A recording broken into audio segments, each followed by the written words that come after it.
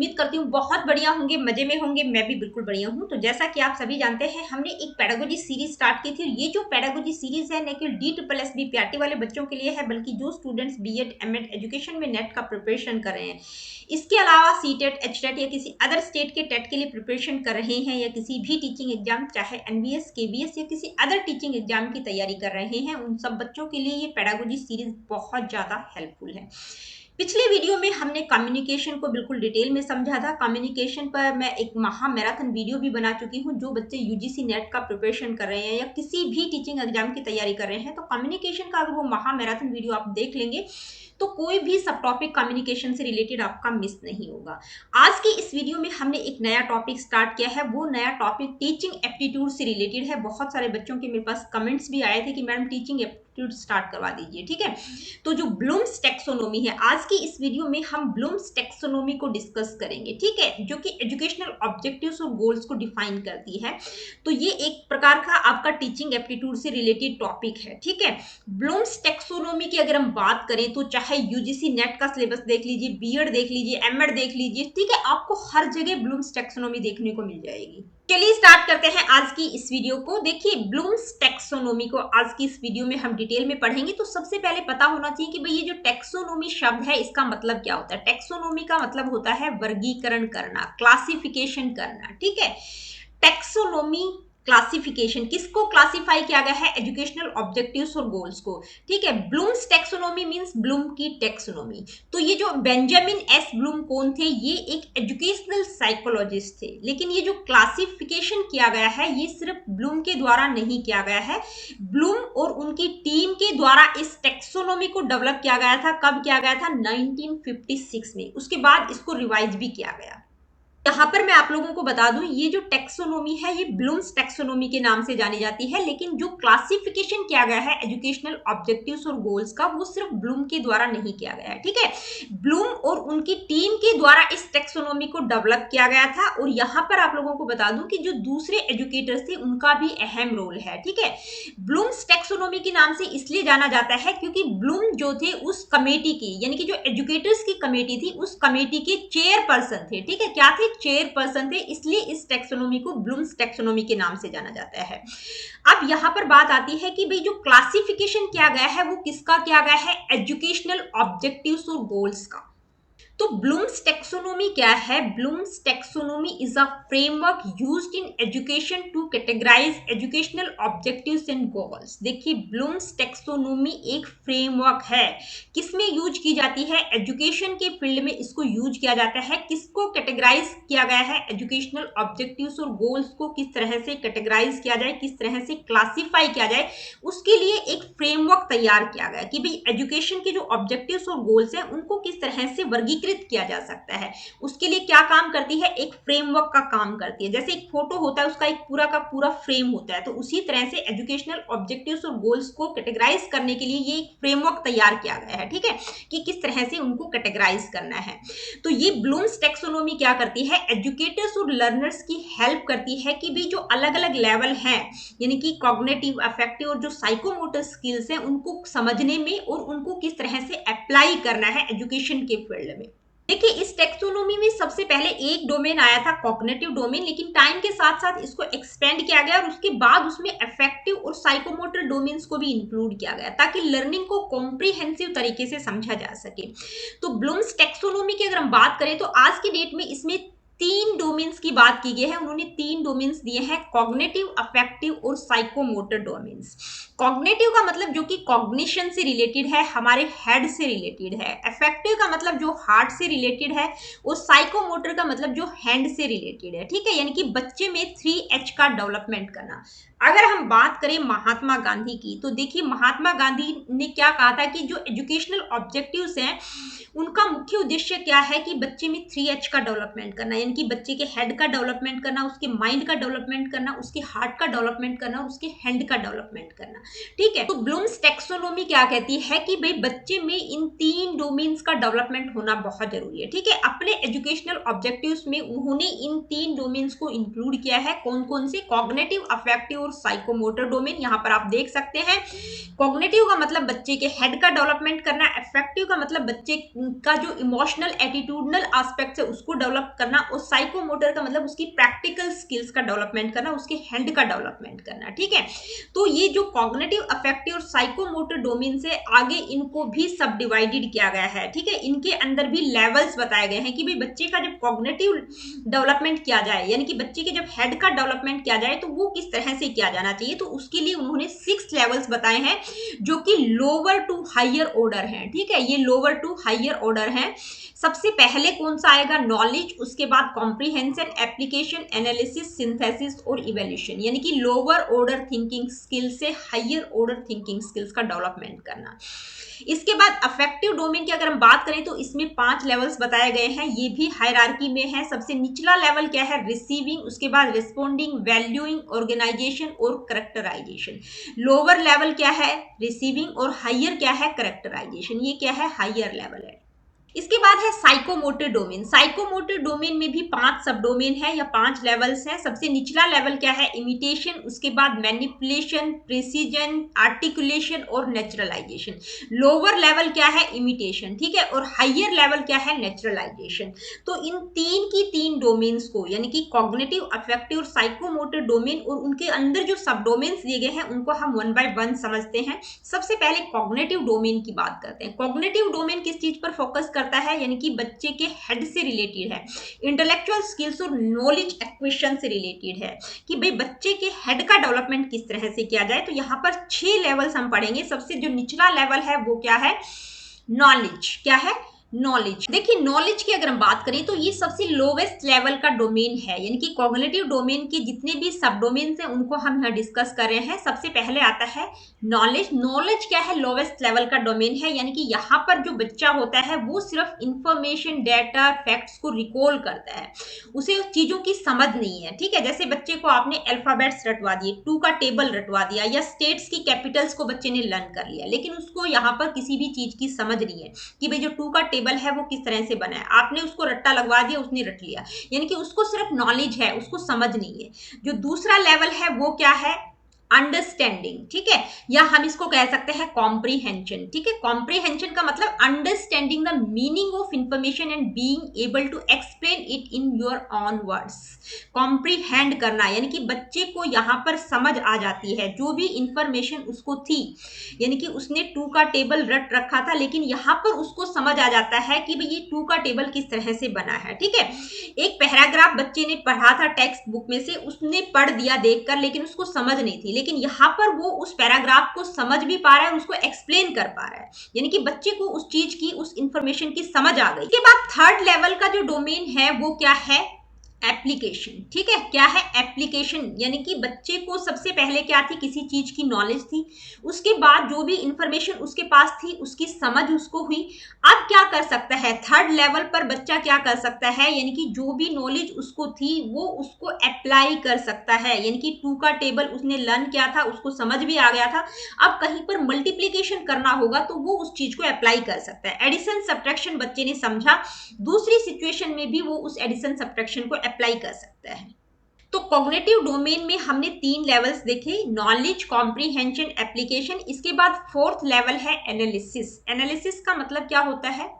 विश्लेषण करना। ठीक है, कौन सा लेवल है? एनालिसिस। एनालिसिस का मतलब होता है breaking down complex information into simpler parts to understand their relationship, यानी कि चीजों को एनालाइज करना, डिफरेंशिएट करना, कैटेगराइज करना, ब्रेक डाउन करना, कॉम्प्लेक्स इंफॉर्मेशन को छोटे छोटे टुकड़ों में तोड़कर समझना। ठीक है, जैसे कि कोई हिस्टोरिकल इवेंट्स है, उसके पीछे क्या क्या कॉजेज और इफेक्ट्स हैं, ठीक है, उसको हम एनालाइज करते हैं। इसके बाद फिफ्थ आता है सिंथेसिस। सिंथेसिस का मतलब होता है संश्लेषण करना, जोड़ना। सिंथेसिस का मतलब क्या होता है? संश्लेषण। हिंदी में हम क्या कहते हैं? संश्लेषण या क्रिएट करना, जोड़ना। ठीक है, combining elements to create something new और ओरिजिनल, यानी कि अलग अलग चीजों से आपने कोई एक नई चीज बना दी जो कि आपकी ओरिजिनल है, ठीक है, आपने अलग अलग चीजों को देखा समझा और उससे एक नई चीज क्रिएट कर देना, वो क्या है, सिंथेसिस, ठीक है।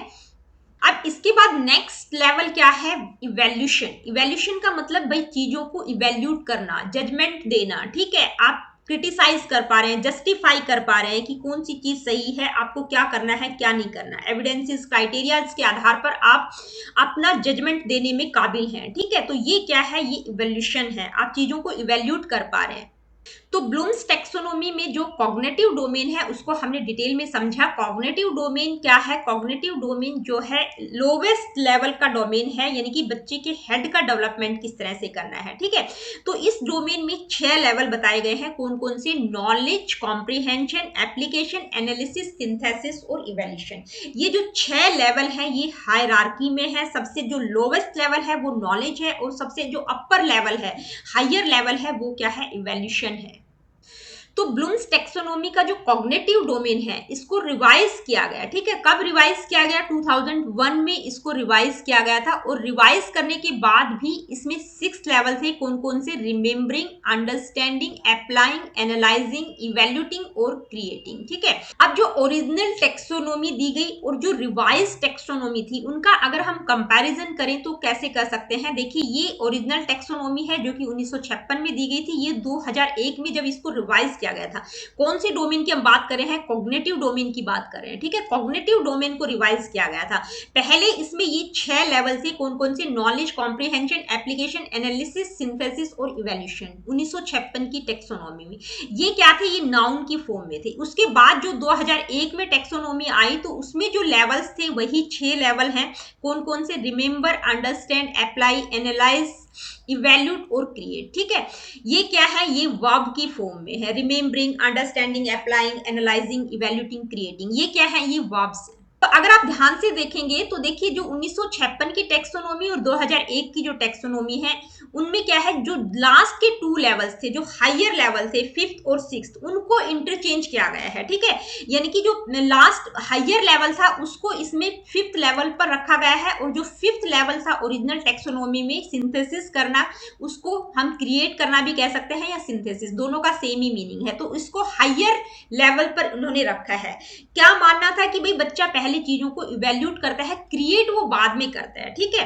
तो क्रिएटिविटी या सिंथेसिस को हायर लेवल पर रखा गया है, 2 लास्ट के लेवल्स को इंटरचेंज किया गया है। तो आपको पता होना चाहिए कि जो 1956 की टेक्सोनोमी है उसमें हायर लेवल क्या है, इवैल्यूएशन है, और जो 2001 की टेक्सोनोमी है, कॉग्निटिव डोमेन की मैं बात करी हूं, उसमें हायर लेवल क्या है, क्रिएट या हम सिंथेसिस भी कह सकते हैं, ठीक है। यहाँ पर आप देखेंगे कि जो ओरिजिनल टेक्सोनोमी है और जो रिवाइज टेक्सोनोमी है उसमें भी 6 ही लेवल है। ये जो 6 लेवल दिए गए हैं इनका भी सेम ही मतलब है, ठीक है। तो इनको हम 1 बाय 1 एक बार देख लेते हैं, मोटा मोटा मैं यहाँ पर आप लोगों को बताऊंगी क्योंकि सेम ही मतलब है। पहला क्या है, रिमेम्बरिंग। रिमेम्बरिंग का मतलब बच्चा चीजों को रिकॉल कर पा रहा है, सिर्फ उसको इंफॉर्मेशन है, ठीक है, उसको उस चीज की समझ नहीं है, रिकॉल कर पा रहा है। दूसरा एलिमेंट क्या है, दूसरा लेवल क्या है, अंडरस्टैंडिंग, यानी कि यहाँ पर इस लेवल पर बच्चा चीजों को समझ पा रहा है। उसमें क्या था, जो ओरिजिनल टेक्सोनोमी में था, कॉम्प्रिहेंशन, सिर्फ शब्दों को चेंज किया गया है, सेम मतलब है, यानी कि बच्चे को उस चीज की समझ हो गई है। इसके बाद थर्ड जो लेवल है वो क्या है, अप्लाइंग, यानी कि बच्चा चीजों को अप्लाई कर पा रहा है न्यू सिचुएशंस में, ठीक है। इसके बाद जो फोर्थ लेवल है वो क्या है, एनालाइजिंग। एनालाइजिंग का मतलब बच्चा जो कॉम्प्लेक्स एलिमेंट्स है, कॉम्प्लेक्स इंफॉर्मेशन है, उसको छोटे छोटे टुकड़ों में तोड़कर समझ पा रहा है, उसको डिफ्रेंशिएट कर पा रहा है, कैटेगराइज कर पा रहा है। और जो 5th लेवल है वो क्या है, इवैल्यूटिंग, यानी कि यहाँ पर बच्चा जजमेंट ले पा रहा है, डिसीजन ले पा रहा है, चीजों को इवैल्यूट कर पा रहा है। और जो हाईएस्ट लेवल है रिवाइज टेक्सोनोमी का वो क्या है, क्रिएटिंग। क्रिएटिंग को हम सिंथेसाइज भी कह सकते हैं, सिंथेसिस भी कह सकते हैं, संश्लेषण करना, कुछ नया क्रिएट करना, ठीक है। तो ओरिजिनल टेक्सोनोमी जो 1956 में आई थी और जो 2001 में इसको रिवाइज किया गया था कॉग्निटिव डोमेन को, तो उसके एलिमेंट्स लगभग सेम है, सिर्फ लास्ट के 2 एलिमेंट्स को इंटरचेंज किया गया है, ठीक है। तो ये क्या है, ये वर्ब की फॉर्म में है, किस तरह से, जैसे रिमेम्बरिंग, वर्ब क्या है, रिकॉल करना, ठीक है। यहाँ पर इसकी डेफिनेशन और एग्जाम्पल क्या होगा, understanding, applying, analysing, evaluating, creating. यहाँ पर ये सिर्फ मैंने आप लोगों को टेबल फॉर्म में दे दिया है ताकि आप अच्छे से इसको समझ सके। आप पढ़ेंगे तो बिल्कुल बिल्कुल क्लियर हो जाएगा आपको, ठीक है। समझाने वाली बात नहीं है, सिर्फ मैंने इंक्लूड कर दिया है ताकि आप लोगों को कॉन्सेप्ट क्लैरिटी और हो जाए। आगे बढ़ते हैं, अब हम बात करेंगे नेक्स्ट डोमेन की। नेक्स्ट डोमेन क्या है? Affective domain. अफेक्टिव डोमेन की अगर हम बात करें तो अफेक्टिव डोमेन बच्चे के हार्ट से रिलेटेड है, यानी कि बच्चे में इमोशंस का डेवलपमेंट किस तरह से करना है, ठीक है, इमोशंस से रिलेटेड है।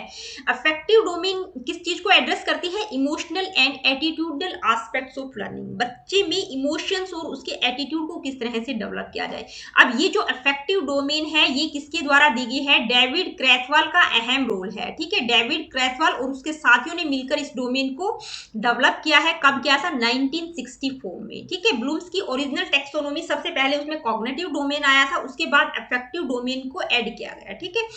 तो अफेक्टिव डोमेन किस चीज पर फोकस करती है कि जो लर्नर है उसमें वैल्यूज, एटीट्यूड्स और इमोशंस को डेवलप करना। अफेक्टिव डोमेन क्या प्रोवाइड करती है एजुकेटर्स के लिए? एक फ्रेमवर्क प्रोवाइड करती है कि भाई बच्चे में इमोशनल और इथिकल डेवलपमेंट बच्चों का किस तरह से किया जाए, उसके लिए एक फ्रेमवर्क तैयार करती है।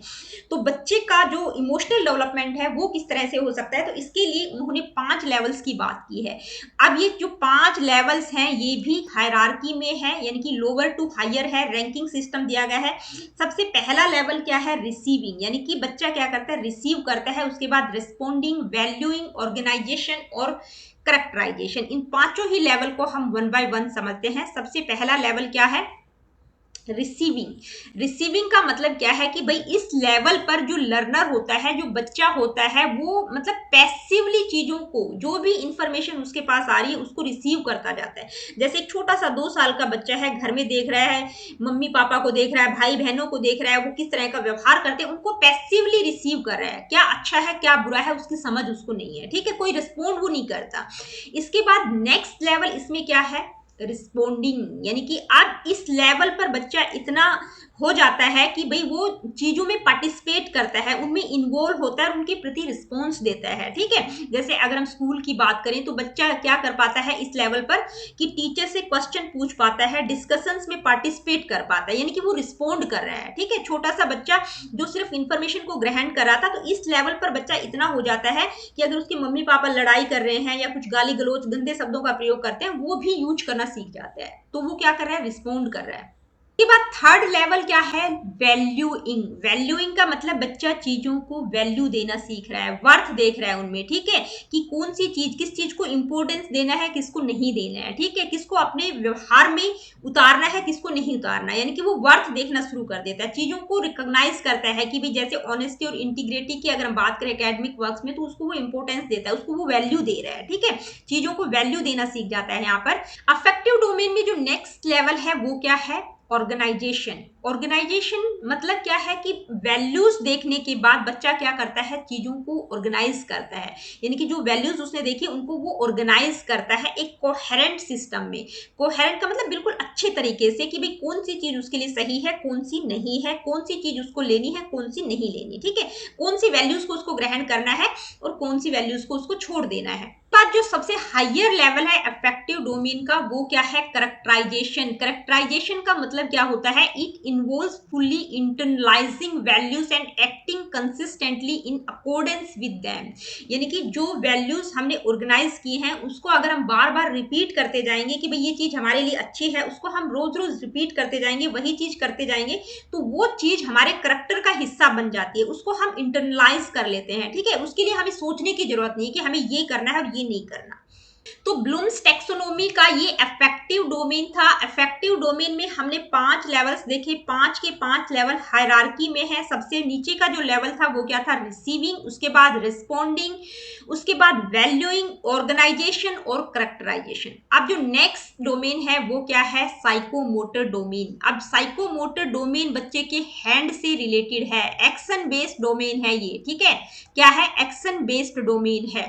साइकोमोटर डोमेन की अगर हम बात करें तो ये किसके द्वारा डेवलप की गई थी? सिम्पसन के द्वारा 1975 में, यानी कि ब्लूम की जो ओरिजिनल कॉग्निटिव डोमेन है, कॉग्निटिव डोमेन ब्लूम के द्वारा ही दिया गया था, उसी में ये एक्सटेंशन है, ठीक है। सबसे पहले कॉग्निटिव डोमेन आता है, उसके बाद अफेक्टिव डोमेन आया, उसके बाद साइकोमोटर डोमेन आया। किसका अहम रोल है? सिम्पसन का, ठीक है। आप लोगों को पहले ही बता चुकी हूँ कि ब्लूम्स टेक्सोनोमी में सिर्फ ब्लूम का ही अहम रोल नहीं है, दूसरे एजुकेटर्स थे उस कमेटी के, उनका भी अहम रोल है, ठीक है। अब ये जो साइकोमोटर डोमेन है ये क्या कहती है, किस चीज पर फोकस करती है, बच्चे की फिजिकल और मोटर स्किल्स का डेवलपमेंट किया जाना चाहिए, यानी कि ये बहुत इंपॉर्टेंट है, बच्चे के हैंड से रिलेटेड है, बच्चे में प्रैक्टिकल स्किल्स का डेवलपमेंट किया जाना चाहिए, ठीक है, बच्चे प्रैक्टिकली चीजों को कर सकें। साइकोमोटर डोमेन्स एजुकेटर्स के लिए एक फ्रेमवर्क तैयार करती है कि बच्चे की जो फिजिकल स्किल्स है उनको रिफाइन किया जाना चाहिए। अब ये जो साइकोमोटर डोमेन है इसमें भी 5 लेवल दिए गए हैं, ये पांचों के पांचों लेवल हायरार्की में है। सबसे जो लोअर लेवल है वो क्या है, इमिटेशन, इसके बाद मैनिपुलेशन, प्रिसीजन, आर्टिकुलेशन और नेचुरलाइजेशन, ये सबसे हायर लेवल है, ठीक है, और सबसे लोअर लेवल क्या है, इमिटेशन। इनको हम वन बाय वन समझते हैं। साइकोमोटर डोमेन में जो सबसे लोअर लेवल है वो क्या है, इमिटेशन, यानी कि सबसे पहले बच्चा क्या करता है, इमिटेट करता है, चीजों की नकल करने की कोशिश करता है, उनको हूबहू कॉपी करने की कोशिश करता है। जैसे learning to play a musical instrument by copying the finger movements of an instructor, ठीक है, यानी कि जो इंस्ट्रक्टर है वो किस तरह से अपनी फिंगर्स का मूवमेंट कर रहा है उस चीज को एज इट इज कॉपी करने की कोशिश करता है, वो भी बिल्कुल हूबहू वैसे ही करने की कोशिश करता है। इसके बाद जो सेकंड लेवल है, जो उससे हायर लेवल है इमिटेशन से, उसके बाद क्या है, मैनिपुलेशन। मैनिपुलेशन का मतलब है involves the ability to perform a physical task with some precision and control, यानी कि जो भी उसने देखा उसको वो फिजिकली करने की कोशिश करता है कि भाई जो इंस्ट्रक्टर है वो किस तरह से अपने हैंड्स को मूव कर रहा है, तो वो भी क्या करता है, मतलब थोड़ी सी प्रिसीजन के साथ कि मैं भी करके देखता हूं। जैसे mastering the skill of touch typing on a keyboard, कि जैसे कीबोर्ड पर वो क्या करता है, अपने हाथों को चलाने की कोशिश करता है, मैनिपुलेट करने की कोशिश करता है। नेक्स्ट जो लेवल है वो क्या है, प्रिसीजन। प्रिसीजन का मतलब क्या होता है कि बिल्कुल एक्यूरेसी के साथ परफॉर्म करना, ठीक है। Precision requires the ability to perform a task with a high level of accuracy and exactness, यानी कि बिल्कुल एक्यूरेटली काम करने की कोशिश करता है, ठीक है। फोर्थ लेवल क्या है साइकोमोटर डोमेन में, फोर्थ लेवल है आर्टिकुलेशन। आर्टिकुलेशन का मतलब क्या होता है, आर्टिकुलेशन में क्या होता है, involves the ability to perform complex task smoothly and with coordination, यानी कि जो टफ से टफ काम होता है उसको भी वो स्मूथली और कोऑर्डिनेशन के साथ करता है। जैसे डांस की अगर हम बात करें, dancing gracefully with fluid movements and coordination, जब कोई डांसर होता है वो डांस करता है तो बिल्कुल कोऑर्डिनेशन के साथ काम कर रहा है, स्मूथली काम कर रहा है, वो क्या है, आर्टिकुलेशन है। इसके बाद साइकोमोटर डोमेन का जो सबसे हाईएस्ट लेवल है वो क्या है, नेचुरलाइजेशन, ठीक है। Naturalisation signifies that a skill or activity has become second nature to the learner requiring minimal conscious efforts, यानी कि वो चीज हमारे नेचर का एक हिस्सा बन जाती है, उसके लिए हमें कोई एफर्ट लगाने की जरूरत नहीं है। जैसे जब आप स्टार्टिंग में गाड़ी चलाना सीखते हैं तो आप ध्यान रखते हैं कि ब्रेक कब मारना है, क्लच कब दबाना है, स्पीड कब देना है, ठीक है। लेकिन जब आप एक्सपर्ट हो जाते हैं तो आप सोचते नहीं है, ठीक है, जैसी भी सिचुएशन होती है आप उसी के अकॉर्डिंग ब्रेक मार लेते हैं, रेस दे रहे हैं, ठीक है। तो वो क्या है, वो हमारे नेचर का हिस्सा बन गई है, वो क्या है, नेचुरलाइजेशन। तो ये साइकोमोटर डोमेन के 5 लेवल्स जो कि हायरार्की में अरेंज है। सबसे जो नीचे का लेवल है वो क्या है, इमिटेशन, यानी कि बच्चा पहले नकल करने की कोशिश करता है, उसके बाद आता है मैनिपुलेशन, उस चीज को मैनिपुलेट करने की कोशिश करता है। उसके बाद प्रिसीजन, प्रिसीजन का मतलब बिल्कुल एक्यूरेसी के साथ करता है। आर्टिकुलेशन का मतलब जो कॉम्प्लेक्स चीजें हैं उनको भी इजीली स्मूथली वो कर पाता है कोऑर्डिनेशन के साथ। इसके बाद है नेचुरलाइजेशन का मतलब वो चीजें जो करते करते बच्चे इतना एक्सपर्ट हो जाता है कि उसको सोचने की जरूरत नहीं होती, वो उसके नेचर का एक हिस्सा बन जाती है, उनको वो इंटरनलाइज कर लेता है। ये साइकोमोटर डोमेन के 5 लेवल्स हमने डिस्कस किए। तो ये पूरी की पूरी ब्लूम्स टेक्सोनोमी को आज की इस वीडियो में हमने देखा। देखिए ब्लूम्स टेक्सोनोमी में एजुकेशनल ऑब्जेक्टिव्स और गोल को डिवाइड करने के लिए 3 लेवल्स की बात की गई है, कॉग्निटिव डोमेन, अफेक्टिव डोमेन और साइकोमोटर डोमेन। तीनों ही डोमेन क्या है, हायरार्की में अरेंज है। सबसे लोअर लेवल का जो डोमेन है वो है कॉग्निटिव डोमेन, उसके बाद अफेक्टिव डोमेन और उसके बाद साइकोमोटर डोमेन। साइकोमोटर डोमेन सबसे हाईएस्ट लेवल का डोमेन है, ठीक है। अब इनके अंदर जो सब डोमेन्स बताए गए हैं उनको भी हमने वन बाय वन समझा है। आई होप कि ब्लूम्स टेक्सोनोमी क्या है ये आप लोगों को अच्छे से समझ आ गया होगा।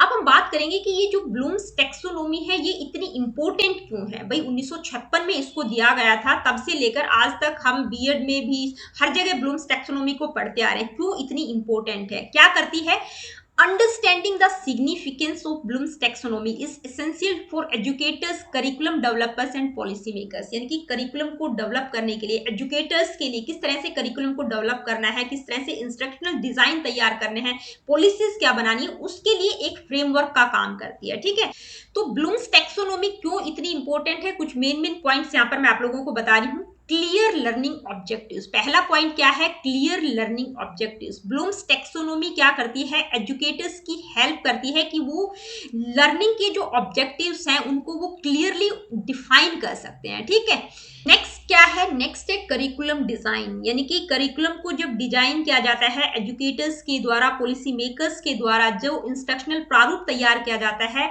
वहां पर भी ये ब्लूम्स टैक्सोनॉमी हेल्प करती है कि भाई करिकुलम का डेवलपमेंट किस तरह से किया जाए। जो भी लेवल्स बच्चे के बताए गए हैं, कॉग्निटिव, अफेक्टिव और साइकोमोटर, उन सारे के सारे एस्पेक्ट्स को ध्यान में रखते हुए करिकुलम को कॉम्प्रिहेंसिव बनाया जाना चाहिए, तो यहाँ पर हेल्प करती है। नेक्स्ट पॉइंट क्या है, नेक्स्ट पॉइंट है असेसमेंट अलाइनमेंट। असेसमेंट अलाइनमेंट यानी कि बच्चे के कॉग्निटिव डेवलपमेंट को जब मेजर करते हैं तो ब्लूम्स टैक्सोनॉमी के द्वारा आप एक्यूरेटली मेजर कर सकते हैं। ठीक है, और जो असेसमेंट टास्क है उनको लर्निंग आउटकम्स के साथ अलाइन भी कर सकते हैं। तो ब्लूम्स टैक्सोनॉमी इतनी इंपॉर्टेंट क्यों है। नेक्स्ट पॉइंट क्या है, नेक्स्ट पॉइंट है डिफरेंशिएशन। डिफरेंशिएशन का मतलब है कि जो बच्चे होते हैं वो डाइवर्स नीड्स वाले होते हैं, इंडिविजुअल डिफरेंसेस होते हैं, हर बच्चा एक जैसा नहीं होता, तो उनके लिए जो भी इंस्ट्रक्शंस तैयार की जाए उनको आप डिफरेंशिएट कर सकते हैं ब्लूम्स टैक्सोनॉमी की हेल्प से। ठीक है, नेक्स्ट पॉइंट क्या है, नेक्स्ट पॉइंट है क्रिटिकल थिंकिंग। ठीक है, यानी कि जो टैक्सोनॉमी है वो प्रमोट करती है हायर ऑर्डर थिंकिंग स्किल्स, यानी कि यहाँ पर इसके द्वारा आप बच्चे में एनालाइज किस तरह से करना है, चीजों को सिंथेसाइज कैसे करना है, इवैल्यूएट कैसे करना है,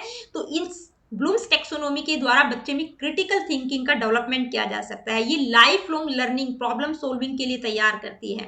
इसके बाद नेक्स्ट पॉइंट क्या है, नेक्स्ट पॉइंट है इम्प्रूव्ड टीचिंग, यानी कि ब्लूम्स टैक्सोनॉमी के द्वारा जो एजुकेटर्स हैं वो अपनी टीचिंग प्रैक्टिसेस को रिफ्लेक्ट कर सकते हैं कि उनको किस तरह से बेहतर बनना है। ठीक है, अपनी पेडागोजिकल स्किल्स को और इनोवेटिव तरीके से अपनी जो लर्निंग है उसको और बेहतर कैसे किया जा सकते हैं, वहां पर भी ये टैक्सोनॉमी हेल्प करती है एजुकेटर्स की।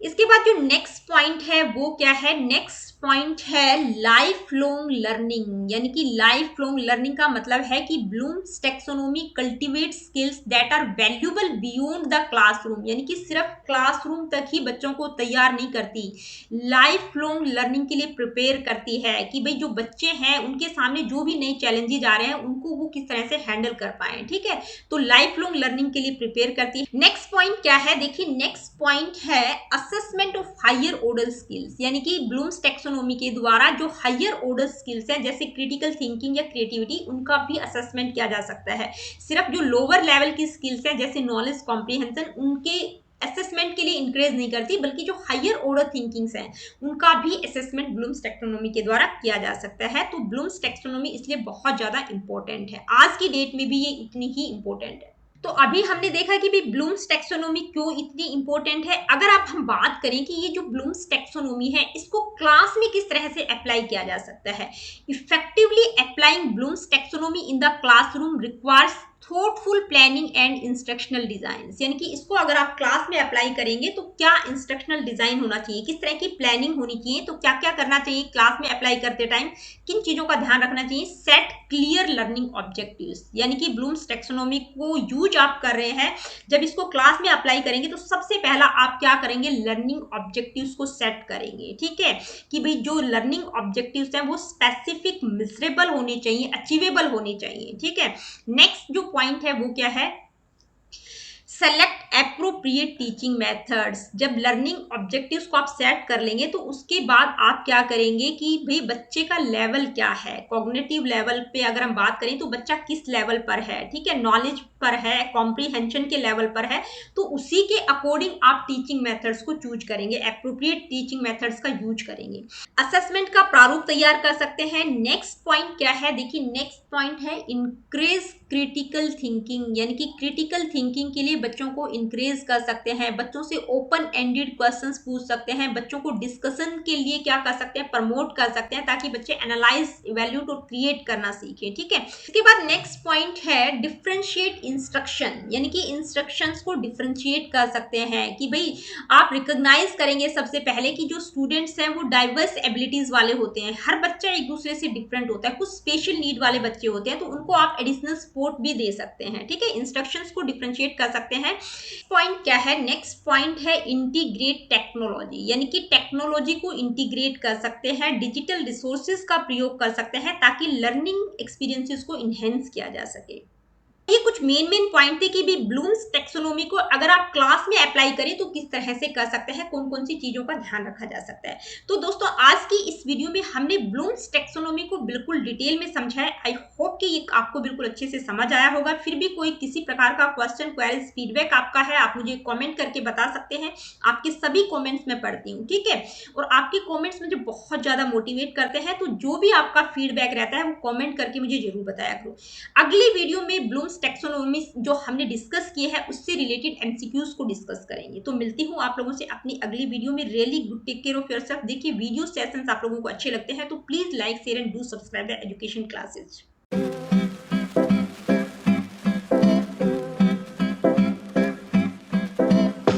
Everyone, welcome back to my YouTube channel. दोस्तों कैसे हैं आप सब? उम्मीद करती हूँ बहुत बढ़िया होंगे, मजे में होंगे। मैं भी बिल्कुल बढ़िया हूँ। तो जैसा कि आप सभी जानते हैं हमने एक पेडागोजी सीरीज स्टार्ट की थी। ये जो पेडागोजी सीरीज है न केवल DSSB पीआरटी वाले बच्चों के लिए है, बल्कि जो स्टूडेंट्स बीएड एमएड एजुकेशन में नेट का प्रिपरेशन कर रहे हैं, इसके अलावा सीटेट, एचटेट या किसी अदर स्टेट के टेट के लिए प्रिपरेशन कर रहे हैं, या किसी भी टीचिंग एग्जाम, चाहे एनवीएस, केवीएस या किसी अदर टीचिंग एग्जाम की तैयारी कर रहे हैं, उन सब बच्चों के लिए पेडागोजी सीरीज बहुत ज़्यादा हेल्पफुल है। और आप सभी जानते हैं हमने अभी ब्लूम्स टेक्सोनोमी को बिल्कुल डिटेल में डिस्कस किया था। पिछली वीडियो में ब्लूम्स टेक्सोनोमी को मैंने बिल्कुल डिटेल में आप लोगों को समझाया है।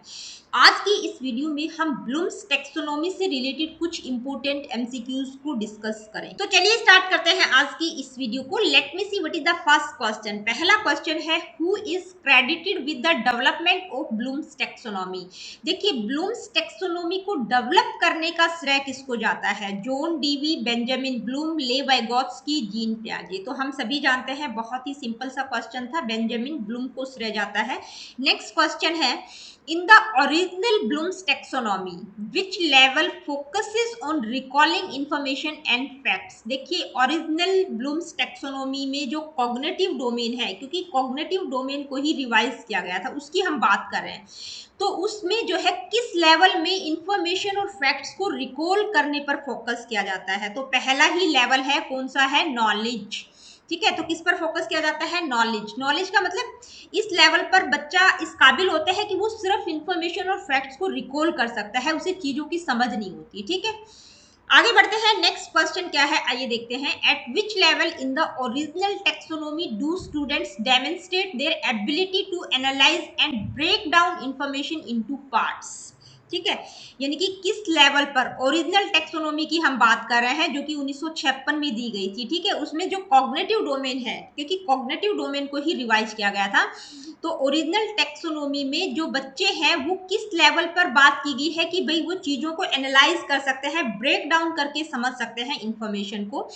क्या होगा? कॉम्प्रिहेंशन, एप्लीकेशन, एनालिसिस और इवैल्यूएशन। तो ब्रेक डाउन यानी कि चीजों को विश्लेषण करना, तोड़कर, टुकड़ों में तोड़कर समझना, एनालाइज करना। Let me see what is the next question. In the revise Bloom's taxonomy, देखिए जो रिवाइज की गई थी Bloom's taxonomy, what is the highest cognitive level where students create new ideas और कॉन्सेप्ट्स। ठीक है, तो जो ब्लूम्स टेक्सोनोमी रिवाइज की गई थी उसमें जो कॉग्निटिव लेवल है, कॉग्निटिव डोमेन है, उसमें जो हाईएस्ट लेवल है जहां पर स्टूडेंट्स नई चीजों को क्रिएट कर सकते हैं, अपने आइडियाज और कॉन्सेप्ट्स को क्रिएट कर सकते हैं, उसको क्या नाम दिया गया है? ठीक है, अंडरस्टैंडिंग, अप्लाइंग, एनालाइजिंग और क्रिएटिंग। यानी कि क्रिएटिंग, यहाँ पर बच्चा क्रिएट कर सकता है। तो आप लोगों को जो ओरिजिनल टेक्सोनोमी का कॉग्निटिव डोमेन है उसके 6 के 6 लेवल आपको पता होना चाहिए कि हायर लेवल कौन सा है, लोअर लेवल कौन सा है, लोवेस्ट कौन सा है। ठीक है, तो जो ओरिजिनल टेक्सोनोमी है उसमें जो सबसे लोवेस्ट लेवल है वो क्या है? नॉलेज। और हाईएस्ट लेवल ओरिजिनल टेक्सोनॉमी में इवोल्यूशन है, लेकिन जो टेक्सोनॉमी रिवाइज की गई थी उसमें जो पहला लेवल है वो है रिमेम्बरिंग, और जो सबसे हाईएस्ट लेवल है वो है क्रिएटिंग। पिछली ही वीडियो में मैंने डिटेल में ये टॉपिक करवाया है, जब तक आप वीडियो को नहीं देखेंगे आपको क्वेश्चंस क्लियर नहीं होंगे, तो वीडियो को जरूर देखिएगा। आगे बढ़ते हैं, नेक्स्ट क्वेश्चन है at the remembering level of the revised taxonomy what is the primary focus, यानी कि जो ब्लूम्स टेक्सोनॉमी रिवाइज की गई थी तो जो रिमेम्बरिंग लेवल है उसका प्राइमरी फोकस क्या है। यहाँ पर मैं आप लोगों को दोबारा से बता दूं कि जब तक आप ब्लूम्स टेक्सोनॉमी को डिटेल में नहीं समझेंगे, पिछला वीडियो अगर आप नहीं देखेंगे तो क्वेश्चंस आपको समझ नहीं आएंगे, ठीक है। तो वीडियो को देखिएगा, पहले उसको ब्लूम्स टेक्सोनॉमी को अच्छे से समझिएगा, उसके बाद इस वीडियो को देखेंगे तो बहुत इजीली आप सारे क्वेश्चंस कर पाएंगे। तो क्या है कि भाई जो रिमेम्बरिंग लेवल है उसका प्राइमरी फोकस क्या है कि बच्चा चीजों को रिकॉल कर सकता है, इंफॉर्मेशन डाटा को रिकॉल कर सकता है। क्या आएगा? Recalling facts and information. Next question क्या है, आइए देखते हैं। What major change distinguish the revised Bloom's taxonomy from the original, यानी कि जो ओरिजिनल टेक्सोनॉमी है और जो रिवाइज टेक्सोनॉमी है उनमें मेजर चेंज क्या देखने को मिलता है कि भाई जो ओरिजिनल टेक्सोनॉमी थी उसके अलावा जो रिवाइज की गई टेक्सोनॉमी उसमें क्या क्या चेंजेस देखने को मिले। The addition of new level, यानी कि न्यू लेवल को ऐड किया गया है। The reordering of levels, levels को रीऑर्डर किया गया है। The removal of the evolution level या इवोल्यूशन लेवल को हटा दिया गया है। द चेंज इन टर्मिनोलॉजी या टर्म्स में चेंज किया गया है। तो देखिए मेजर चेंजेस क्या है कि जो टर्मिनोलॉजी है सिर्फ शब्दों को चेंज किया गया है। जैसे जो ओरिजिनल टेक्सोनॉमी है उसमें सबसे लोवेस्ट लेवल क्या है? नॉलेज। जो रिवाइज टेक्सोनॉमी है उसमें जो लोवेस्ट लेवल है वो क्या है? रिमेम्बरिंग, यानी कि एक ही मतलब है, ठीक है। दूसरा लेवल ओरिजिनल टेक्सोनॉमी में क्या है? कॉम्प्रीहेंड करना चीजों को, इसमें क्या है? अंडरस्टैंडिंग। तो जो रिवाइज टेक्सोनॉमी है उसमें जो टर्म्स यूज की गई है वो वर्ब की फॉर्म में है, जबकि जो ओरिजिनल टेक्सोनॉमी है उसमें जो टर्म्स यूज की गई है वो नाउन की फॉर्म में है। आगे बढ़ते हैं, नेक्स्ट क्वेश्चन है विच of the following is an example of a verb associated with the creating level in blooms taxonomy. देखिए यहाँ पर जो क्रिएटिंग लेवल है किस टेक्सोनॉमी का? जो रिवाइज टेक्सोनॉमी है उसमें जो क्रिएटिव लेवल है उसके लिए आप कौन सी वर्ब यूज करेंगे इनमें से?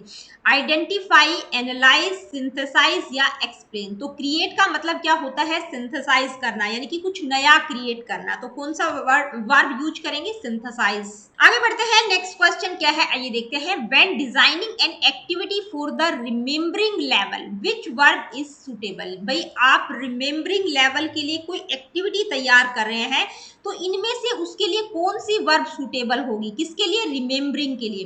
कंपेयरिंग, डिफाइन, जज या ऑर्गेनाइज। तो रिमेम्बर का मतलब क्या होता है? डिफाइन करना, मतलब बच्चा सिर्फ रिकॉल कर पा रहा है, चीजों की परिभाषा बता पा रहा है, तो क्या होगा? डिफाइन। नेक्स्ट क्वेश्चन क्या है आइए देखते हैं। What is the primary focus of the affective domain in the blooms taxonomy. देखिए ब्लूम्स टेक्सोनॉमी में जो हमने अफेक्टिव डोमेन पढ़ा था उसका प्राइमरी फोकस क्या है? क्या है प्राइमरी फोकस अफेक्टिव डोमेन का? Cognitive skills, physical skills, emotional and value based aspects या क्रिएटिव थिंकिंग। तो जो अफेक्टिव डोमेन है वो बच्चे के हार्ट से रिलेटेड है, यानी कि बच्चे का इमोशनल और वैल्यू बेस्ड डेवलपमेंट करना। तो किससे रिलेटेड है? Emotional and value based aspect से रिलेटेड है। नेक्स्ट क्वेश्चन क्या है आइए देखते हैं। At the valuing level of the affective domain learners. देखिए जो वैल्यूइंग है किसका लेवल है? अफेक्टिव डोमेन का एक लेवल है। तो यहाँ पर जो लर्नर्स होते हैं वो क्या करते हैं?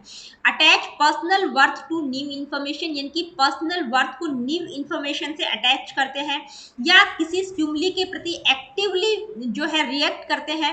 Prioritise values and create a value system, या वैल्यूज को प्रायोरिटीज देते हैं और एक वैल्यू सिस्टम क्रिएट करते हैं। कॉपी एक्शंस दे ऑब्जर्व, या जो भी एक्शंस वो देख रहे हैं ऑब्जर्व करते हैं उनको कॉपी करने की कोशिश करते हैं। तो वैल्यू इन जो लेवल है अफेक्टिव डोमेन का उसमें जो लर्नर होता है वो वैल्यूज को प्रायोरिटी देना सीख जाता है, ठीक है। वैल्यूज को प्रायोरिटी देता है और अपने लिए एक वैल्यू सिस्टम क्रिएट करता है। आगे बढ़ते हैं, नेक्स्ट क्वेश्चन है विच of the following levels in the psychomotor domain involves refining skills and performing task with greater accuracy. देखिए साइकोमोटर डोमेन के किस लेवल में हम बात करते हैं कि जहां पर बच्चे की स्किल्स और ज्यादा रिफाइन हो जाती है और वो जो भी टास्क परफॉर्म करता है वो एक्यूरेसी के साथ करता है।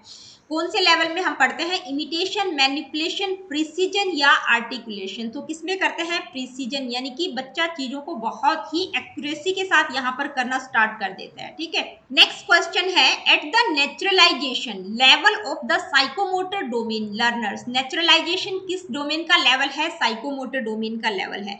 यहाँ पर जो लर्नर्स होते हैं वो क्या करते हैं? ठीक है, copy actions they see, use basic skills, master skills effortlessly या कंबाइन मल्टीपल स्किल्स स्मूथली। तो क्या करते हैं? नेचुरलाइजेशन साइकोमोटर डोमेन का सबसे हाईएस्ट लेवल होता है जहां पर बच्चों की जो स्किल्स होती हैं उनको उसमें मास्टरी हासिल हो जाती है, यानी कि कोई भी काम जब वो करते हैं तो वो उनकी नेचर का एक हिस्सा बन जाता है और उसको वो एफर्टलेसली कर लेते हैं। ठीक है, कोई कॉन्शियसली उसको सोचने की जरूरत नहीं होती। तो क्या होगा? Master skills effortlessly. Copy actions they see की अगर हम बात करें, यानी कि जो काम वो देख रहे हैं उनकी कॉपी करना, तो ये कौन सा लेवल है? ये पहला लेवल है, इमिटेशन। बेसिक स्किल्स की अगर हम बात करें, यानी कि बेसिक स्किल्स को यूज करना सीख जाते हैं बच्चा, वो क्या है? मैन्युपुलेशन है। मास्टर स्किल्स एफर्टलेसली, ये नेचुरलाइजेशन है। कंबाइन मल्टीपल स्किल्स स्मूथली, बहुत सारी स्किल्स को कंबाइन करना स्मूथली, ये कौन सा है? आर्टिकुलेशन। आगे बढ़ते हैं, नेक्स्ट क्वेश्चन है, in special education how can Bloom's taxonomy be adapted to accommodate individual students needs. देखिए, स्पेशल एजुकेशन में क्या होते हैं? एक्सेप्शनल चिल्ड्रन होते हैं, यानी कि अलग अलग डाइवर्स लर्नर्स होते हैं। तो वहां पर आप ब्लूम्स टैक्सोनॉमी को किस तरह से यूज करेंगे, किस तरह से अडेप्ट करेंगे? By using the same instructional methods for all students, यानी कि सभी स्टूडेंट्स के लिए एक ही तरह का इंस्ट्रक्शनल मेथड यूज करेंगे। By ignoring the affective and psychomotor domain, या अफेक्टिव और साइकोमोटर डोमेन को बिल्कुल इग्नोर कर देंगे।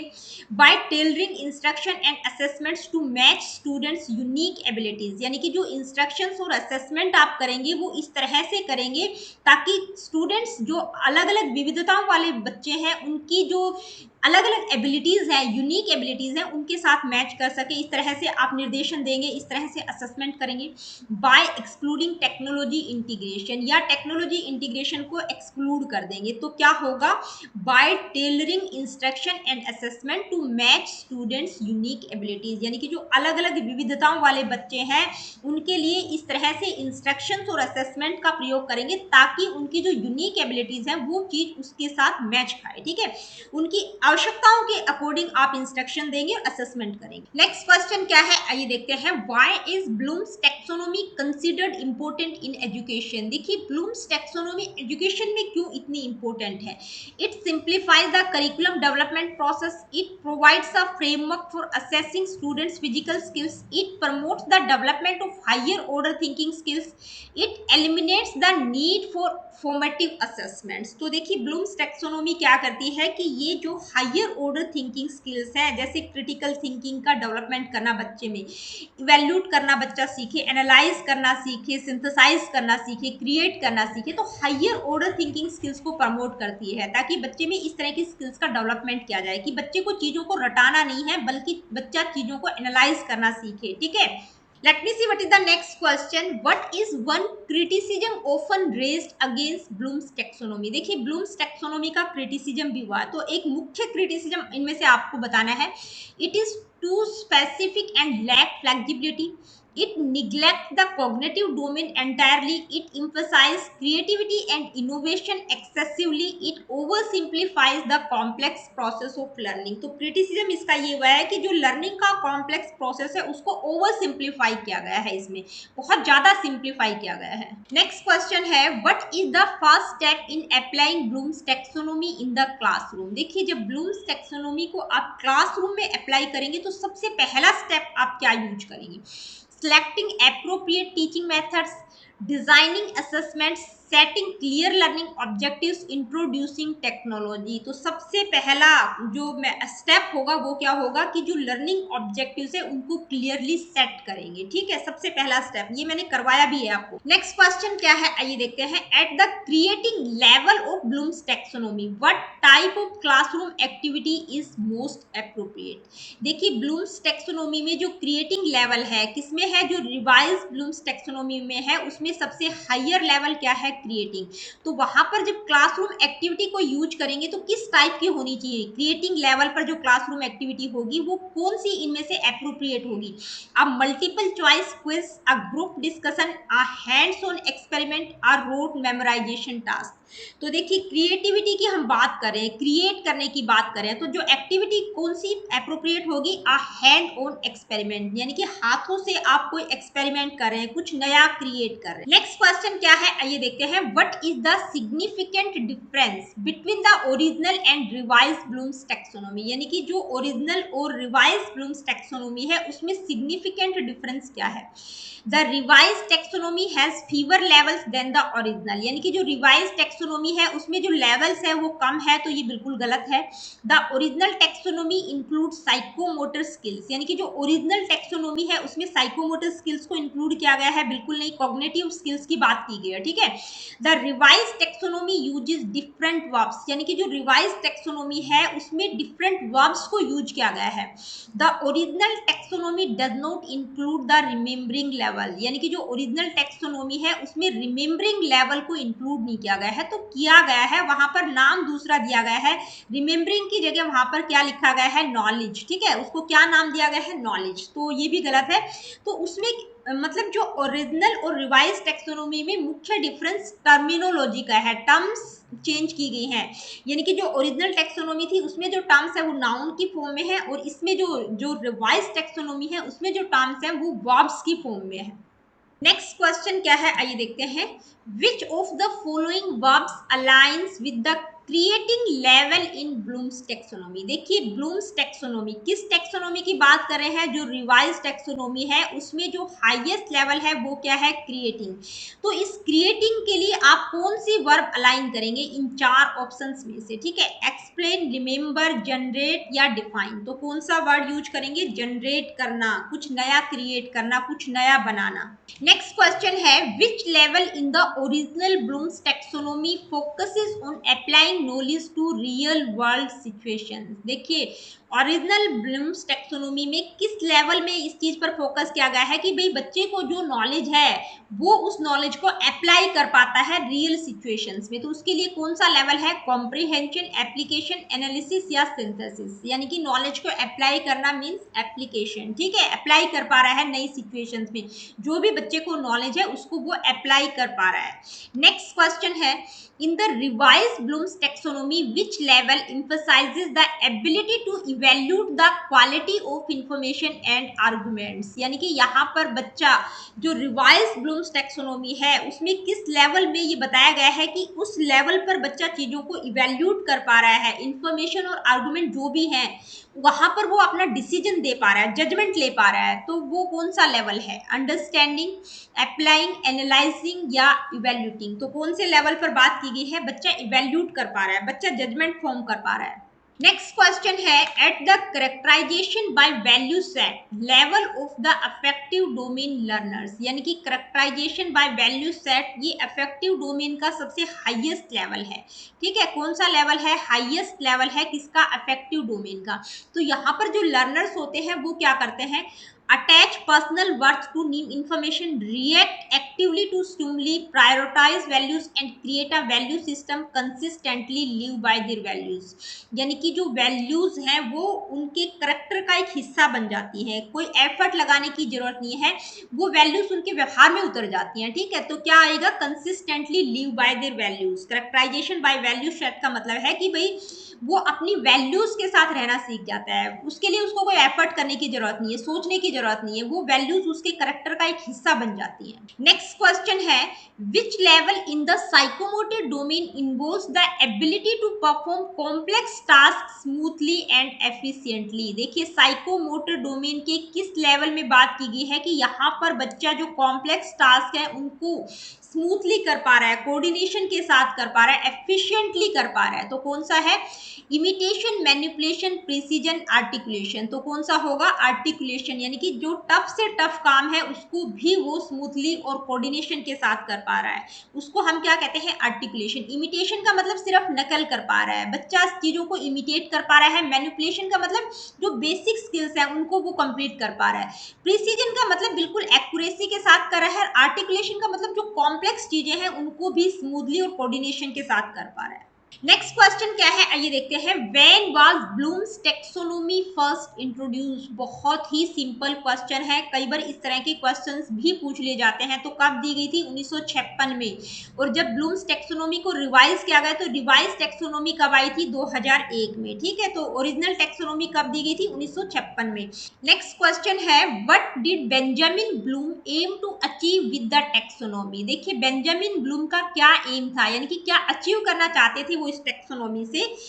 To categorise affective skills, to create a framework for psychomotor development, to provide a hierarchy for cognitive skills, to emphasize only technology integration। तो देखिए Bloom की जो ओरिजिनल टेक्सोनोमी है उसमें जो कॉग्निटिव डोमेन है वो ब्लूम के द्वारा ही दिया गया है। तो ब्लूम का मुख्य उद्देश्य क्या था कि भाई बच्चे की जो कॉग्निटिव स्किल्स हैं, कि बच्चे की जो हेड का डेवलपमेंट है उससे रिलेटेड था, कि किस तरह से कॉग्निटिव स्किल्स का डेवलपमेंट किया जाए। उसके लिए उन्होंने एक हायरार्की प्रोवाइड की है कि भाई बच्चे को जब टीचिंग की जाए तो सबसे पहले किस लेवल की टीचिंग होनी चाहिए, यानी कि सबसे पहले बच्चा चीजों को सिर्फ रिकॉल कर पाता है। ठीक है, नॉलेज की बात उन्होंने की कि बच्चे को सिर्फ नॉलेज होती है, फिर वो समझ पाता है, कॉम्प्रीहेंड कर पाता है, फिर वो चीजों को अप्लाई कर पाता है न्यू सिचुएशंस में, फिर वो एनालाइज कर पाता है, उसके बाद सिंथेसाइज कर पाता है और इवेल्यूट कर पाता है। तो इसके लिए कॉग्निटिव स्किल्स के लिए उन्होंने एक हायरार्की प्रोवाइड की है। तो दोस्तों आज की वीडियो में इतना ही। आज की इस वीडियो में हमने ब्लूम्स टेक्सोनोमी से रिलेटेड कुछ क्वेश्चंस को डिस्कस किया है। देखिए टॉपिक के साथ साथ अगर आप क्वेश्चंस कर लेंगे तो आपकी प्रैक्टिस बहुत बेहतर हो जाएगी। तो मिलती हूँ आप लोगों से अपनी अगली वीडियो में। अगली वीडियो में हम एक नया टॉपिक स्टार्ट करेंगे, वो नया टॉपिक होगा माइक्रो टीचिंग का। देखिए वीडियो सेशंस आप लोगों को पसंद आते हैं तो please like share and do subscribe the education classes. किसी प्रकार का क्वेश्चन क्वेरीज फीडबैक आप मुझे देना चाहते हैं, do comment in the comment section.